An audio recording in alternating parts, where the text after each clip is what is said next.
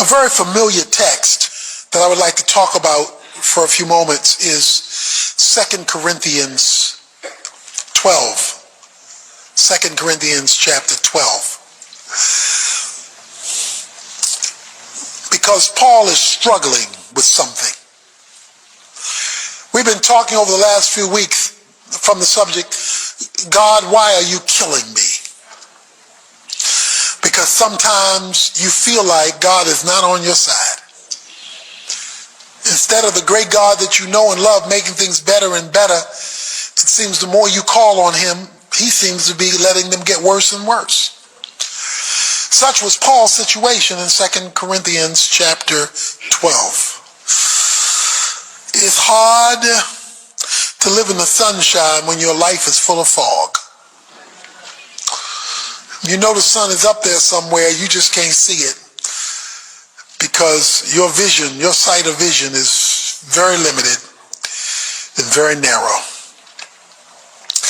Paul says in verse 7 these words, because of the surpassing greatness of the revelations, for this reason, to keep me from exalting myself, there was given me a thorn in the flesh, a messenger of Satan to torment me, to keep me from exalting myself. Paul says, I had a thorn. The Greek word for thorn was used of a splinter or a needle or a fish hook, the point of a fish hook. It was an ongoing irritation that he couldn't shake. He calls it a thorn. We've grown up and many of us have put our hands in the thorn bushes and have been cut and had that thorn stick. Perhaps you've had a thorn or a splinter in your finger and you couldn't get at it. You get a needle and you're digging and digging and digging. In fact, the more you try to get rid of it, the worse things get if you can't get rid of it. Because you're trying to get rid of it. You're trying to get rid of this thing, this situation, this pain, this needling, and it's driving you crazy. He says, I had a thorn in the flesh. It was related to my physical life. Now, Paul doesn't tell us what the thorn is. There are many guesses. We know from statements that Paul makes throughout the New Testament, he had eye problems.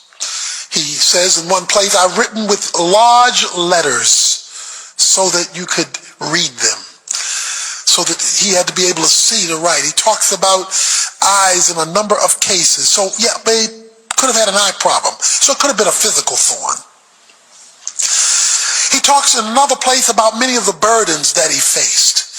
Distress and persecutions and all these mass shipwreck. And so it could have been a circumstantial burden in his life. Any number of burdens or needling.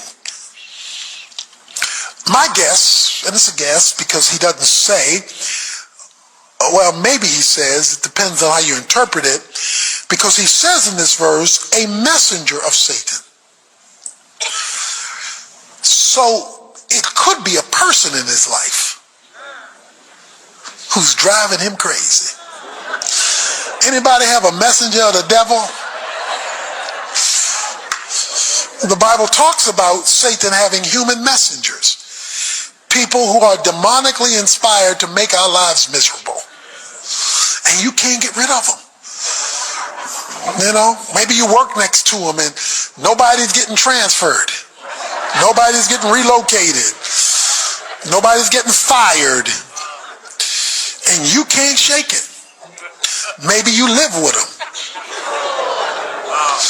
And they're messengers of the devil. In fact, sometimes we say that about people. You ain't nothing but the devil, right?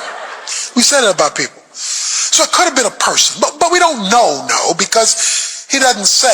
We do know that it was the devil behind it. And the devil, through whatever this thorn was making life horrific. Horrific. It was needling him, and he couldn't shake it. He couldn't do anything about it. He couldn't get rid of it. Here's something you need to know about a thorn, and it's a critical principle. It's a difficult one to accept, but it's critical if you're going to deal with the thorn. Nothing but nothing gets to you, even if it's from the devil, that doesn't pass through God's fingers first. The devil is not sovereign, God is. He's powerful, but he's not sovereign. Even God said to the devil, have you considered my servant Job? So the devil only got to mess with Job because God okayed it. So we've got to get something straight, and it may shake your theology. It may make your theology uncomfortable to know that God, here it is, will sometimes use the devil to carry out his purposes. Now that can mess with you a little bit. That can throw you off a little bit because our position is God and the devil are at odds with one another. They're at war with one another. They disagree with one another. It's good versus evil. But God, in his purposes, will at times use the devil to fulfill God's purposes. Peter told Jesus, everybody's going to forsake you except me. In Luke 22, I am your man. I am never going to leave you and forsake me. Jesus tells Peter, Satan has requested to sift you as wheat. Satan has made a request to have you, which means Satan gets to you by permission because he made a request. He has requested to sift you as wheat. Then Jesus said, but I'm praying for you that your faith fail not. So Satan has to get approval.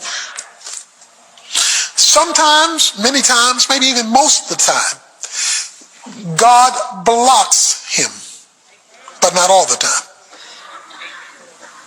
Not all the time. Why? I raised the question, why? Why would God allow the devil to get to me as one of his children? A number of reasons. Number one, this is the positive. There's a positive reason and a negative reason. Let me give you the positive. The positive reason is to increase your anointing. Let me say it again. The positive reason that God will allow the devil to get to you is to increase your anointing. Now, what do I mean by that? To expand your usefulness for God. God will let the devil mess with you so that you can experience more of God.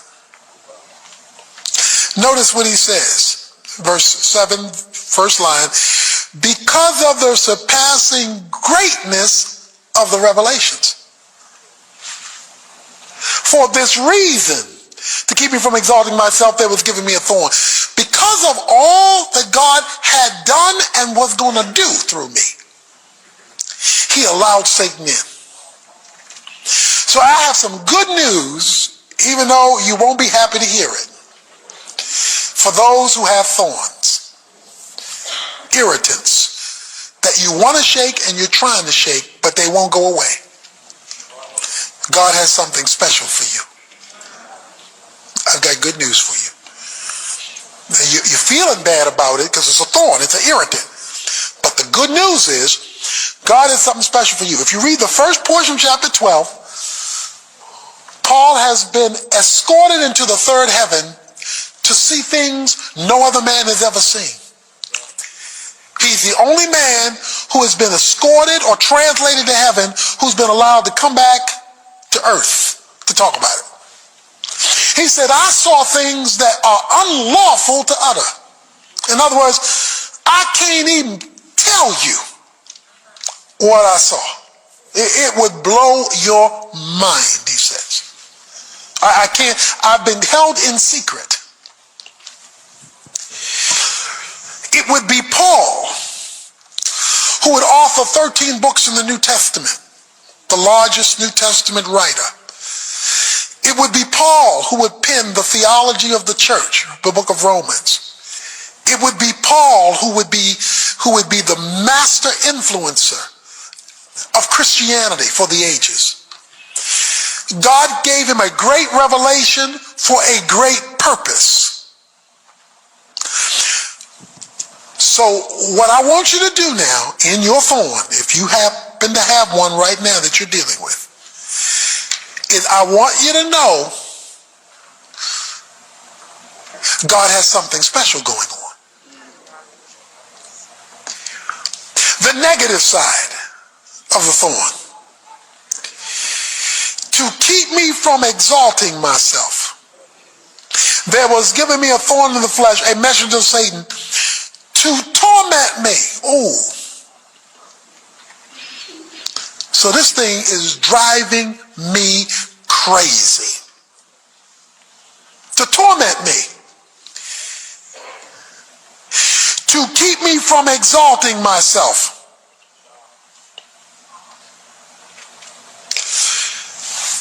The other reason God gives a thorn is to correct an actual or potential sin in our lives.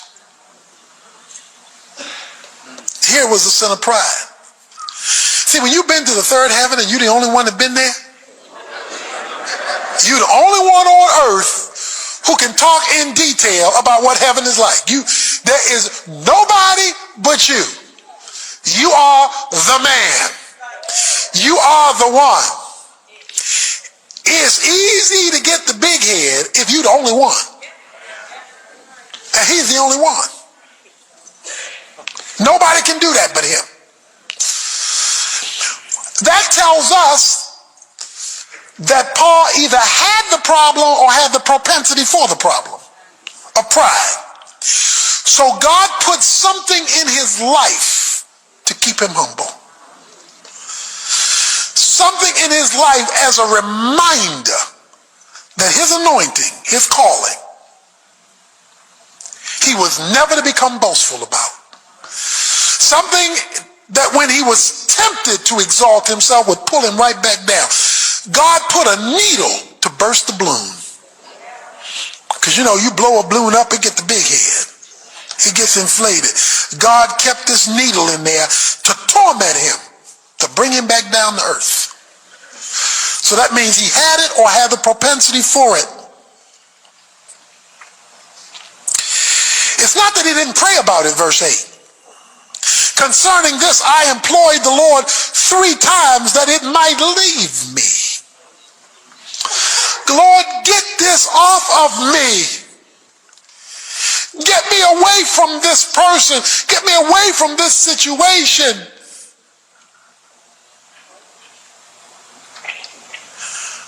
Have been a situation where every time it looked like you're about to get out, you get drugged back in. He says, I'm talking to God. I'm talking to God about 3 times. One of the questions people will often ask is, how often do you pray about something? The answer? Till you get one. Why did he stop after 3 times? Because he said, and he said to me. He got a response. So you keep talking to God until he gives you a response, but you give him the freedom to give you a response. And he has to have the freedom to give you his response, not the response you want him to give you. He said to me, so there was a word from God. That's a rhema word, because he said it to me. See, that's a rhema word. A rhema word is a specific utterance with your name on it, not a general message for everybody.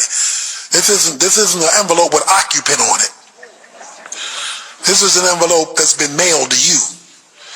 He said to me, My grace is sufficient for you. Translation,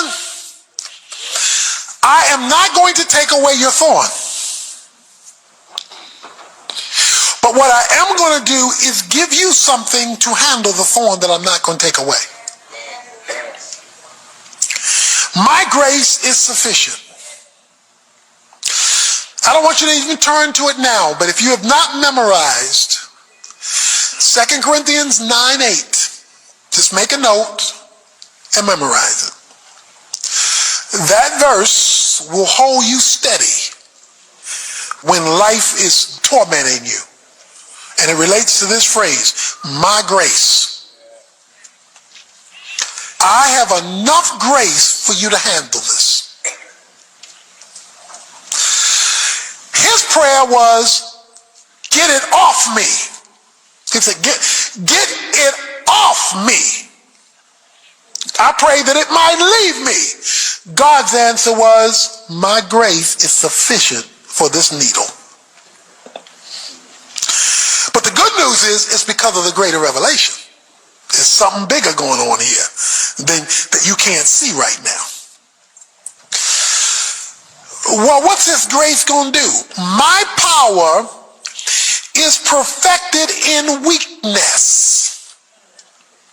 I'm going to make you weaker, and I'm going to use the devil to do it. I'm going to use the devil to make you weaker so that you can see my power.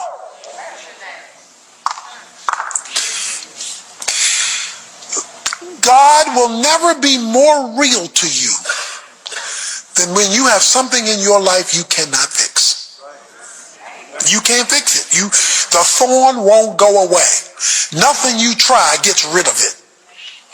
And you feel weak, helpless, helpless, helpless.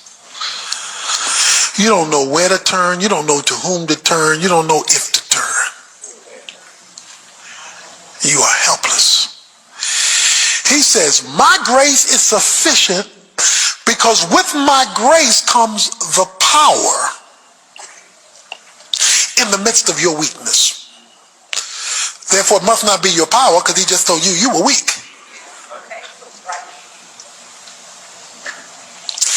Well, what am I supposed to do? Most gladly then, I will boast about my weakness so that the power of Christ may dwell in me. Okay, are you sitting down? Well, I know you are, but that's rhetorical. Are you sitting down? Did you just see what he said? In my weakness, because I'm tormented in this situation that I can't change. When I discovered the principle of grace, of the sufficiency of grace, God's supply is enough for my situation. And this torment is making me weaker. God just said that his power is perfected or matured or developed when I'm weaker. Follow this now. The needle is making me weaker. The torment is making me weaker. It's breaking me down. He says, well, in that brokenness, God is actually setting up a power plant. I will therefore most gladly boast about my weakness. Now, that's not what we do. We complain about our weakness. Lord, this thing is killing me. This thing is driving me crazy. I can't make it. Blah, blah, blah, blah, blah, blah, blah, blah, blah, blah, blah, blah. He said, I'm a brag about it. He says, if weak is how I get strong, since I want to be strong, I'm a brag about weak. Your weakness. See, we want to praise because it's all right. He says praise when it's all wrong.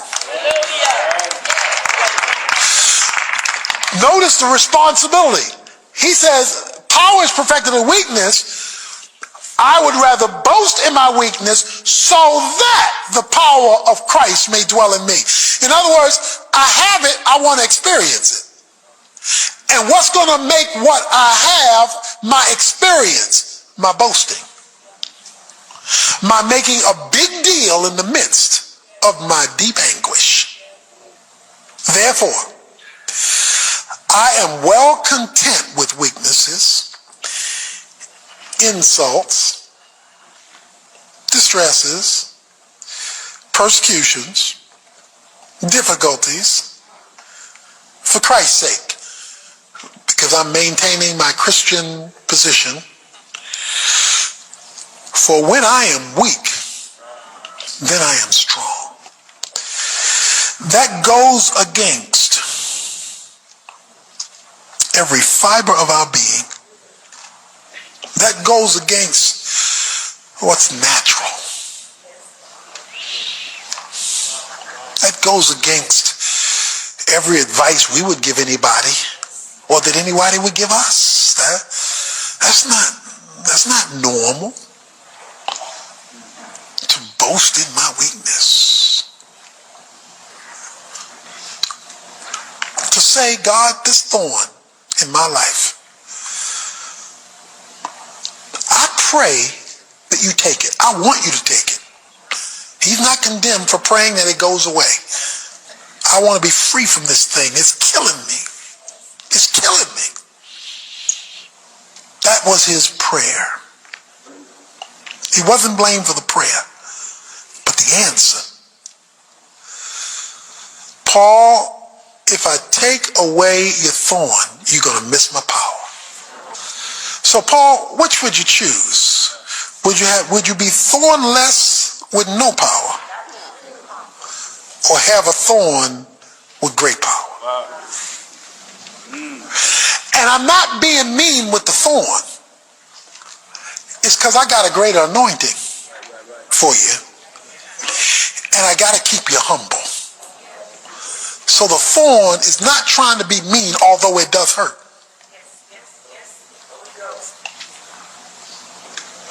When my son Anthony was small, and he had his first major asthma attack, and he needed a shot of epinephrine. We took him to the doctor. And this is the first time he saw this long needle. And the doctor simply said to me, would you hold him down? Because as soon as he saw that needle coming, he went off. Because he was getting ready to get hit with a thorn. A needle. And I held him down. And he had one question as he screamed and hollered, why are you helping him hurt me? And that's what I was doing. I was helping the doctor hurt him, because the doctor was going to hurt him with the needle. But I understood something he didn't understand. That in the pain of the needle would be the power that he needed to face the issue that he was dealing with. While you're waiting for your change, and it's okay to wait for your change. It's okay to wait for your change. But while you're waiting, don't miss the power or the anointing. Because when I am weak, then I am strong.